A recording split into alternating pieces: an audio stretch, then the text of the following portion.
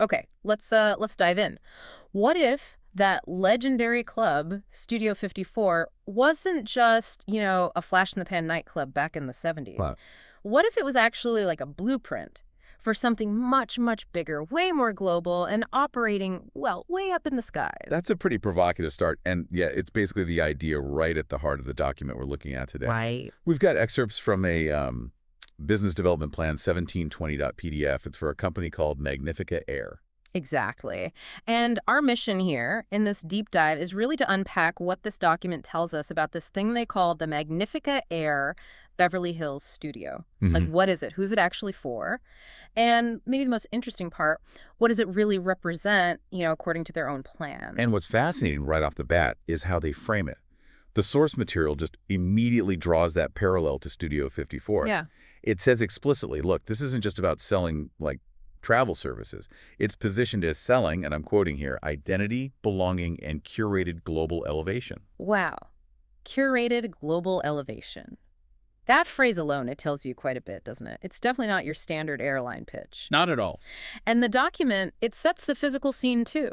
It describes the Beverly Hills studio location as being in one of the most prestigious addresses in the world, Very specific. and presents it as a, quote, first of its kind concept. And there's zero ambiguity about who they're targeting.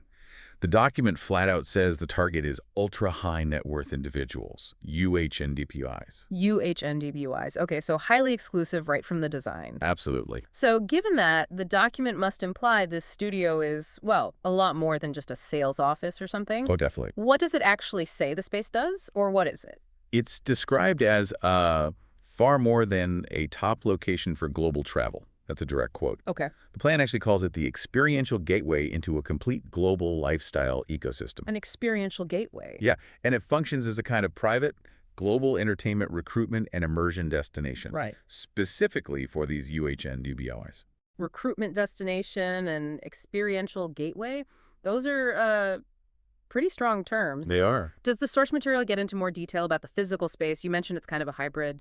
Yeah, it does. It's pictured as this blend of functions, part hospitality suite, part AI-powered concierge lab, and also a global mobility command center.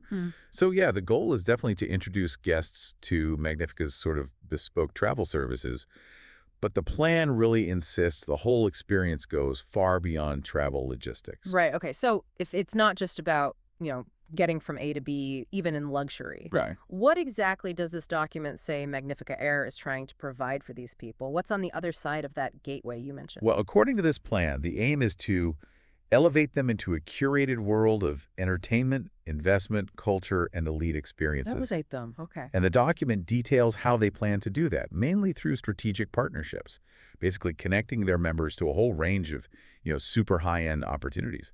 And the source gives some pretty concrete examples too, right? I think I saw mention of things like getting front row seats at Art Basel. Yep, that's in there. Or arranging a private villa during the Monaco Grand Prix, things like that. Okay, yeah, those are definitely not your standard travel agency perks.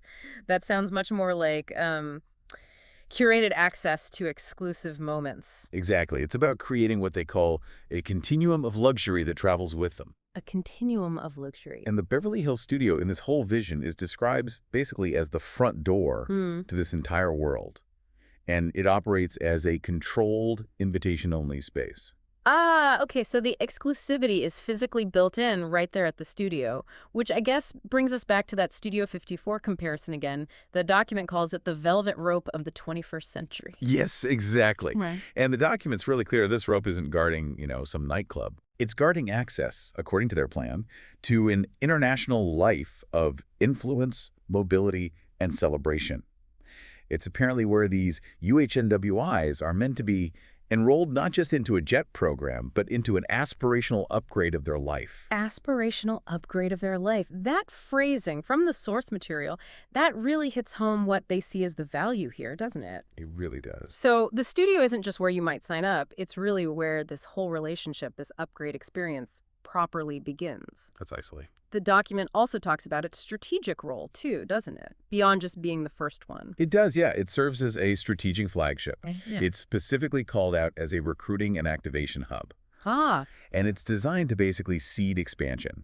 The document actually names other places where they plan to roll out this model. Miami, Aspen, London, Riyadh are mentioned. So it's positioned as the blueprint for taking this very elite global service and kind of localizing the entry point. That seems to be the idea. Giving potential members a real, tangible taste in Beverly Hills of the kind of world Magnifica Air wants to orchestrate for them, but globally. Okay, let's circle back then to that really powerful Studio 54 analogy.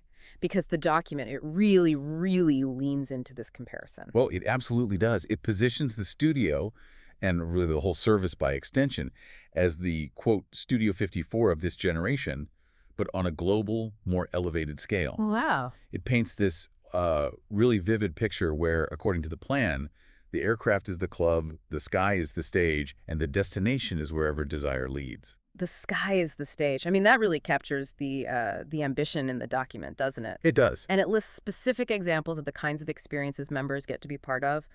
Cannes Film Festival to private Monaco yacht salons, from hidden retreats in Bhutan to fashion house galas in Milan. Yeah, it did. The document really frames these individuals not just as, wealthy travelers, but as participants in the defining experiences of this century's global elite. Which just reinforces that core argument in the document about what Magnifica Air believes it's truly selling. Right. It's not the plane ticket itself. As the document explicitly states, again, it doesn't just sell flights. It sells identity, belonging, and curated global elevation. It's presented almost as the entry key to a private ecosystem of very private travel, fashion, entertainment, cultural investment, and access. Mm-hmm. The Studio, in the document's own language, is not just a place, it is a signal. A signal, the plan says, that the next global layer of exclusivity has arrived. Mm. The document goes so far as to actually describe Magnifica Air as delivering a revolution. A global travel-based entertainment and lifestyle network wrapped in the exclusivity and electric pulse of a modern-day Studio 54. A revolution. Wow. Things like high-altitude after-parties, this international velvet rope society. I mean, the document is clearly selling an entire world, not just a service. Absolutely. It paints a picture of the jet-set Studio 54 of the Skies membership is invitation only, access is everything, and every takeoff is a story the world wants to tell. It's very evocative language. It really is. So what does this concept laid out in the document really mean for you, the listener, as you think about the absolute top tier of luxury travel and lifestyle today?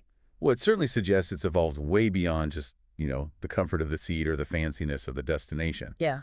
According to this plan, it's increasingly about orchestrated access, these deeply curated experiences, and also about maintaining and enhancing a certain identity. Right, and having this sort of private flowing continuum of luxury that basically travels with you wherever you go. Exactly. The Magnifica Air Beverly Hills Studio, as it's described in this document, isn't just a top location for travel planning. It's really positioned as that critical experiential gateway into a complete global lifestyle ecosystem. Designed specifically to, quote, unlock a new tier of lifestyle access for these ultra-high net worth individuals. And it does this, according to the plan, by aiming to elevate them into this curated world, encompassing entertainment, investment, culture, elite experiences, all through their partnerships. Right, like securing those front row seats at Art Basel or getting that private villa during the Monaco events we mentioned earlier. Exactly. And that exclusivity piece is just central. Yeah. It's defined by the invitation-only model. Yeah.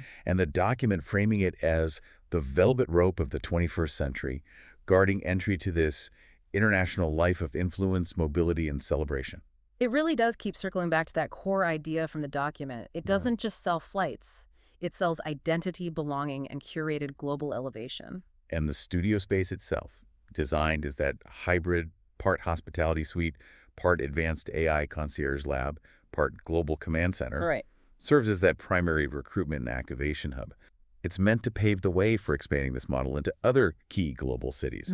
Miami, Aspen, London, Riyadh, as the document lists. And bringing that Studio 54 analogy around one last time, the document clearly positions this entire concept as the Studio 54 of this generation, but on a global, more elevated scale. Yeah, where the aircraft is the club, the sky is the stage, and the destination is wherever desire leads. Letting members participate in these defining global elite moments, from Cannes Film Festival to private Monaco yacht salons, from hidden retreats in Bhutan to fashion house galas in Milan. It really does frame travel not just as moving between places, but as an aspirational upgrade of their life. That's a direct quote again. So maybe something for you to think about is this idea the document puts forward. What does it actually mean when access and privacy and this very carefully constructed identity become the sort of ultimate luxury commodity in our increasingly globalized world? Yeah, and what are the wider implications, maybe, of building this global travel-based entertainment and lifestyle network wrapped in exclusivity, all powered by physical hubs like this Beverly Hills studio? Definitely something to chew on, even if you're not planning on flying private anytime soon.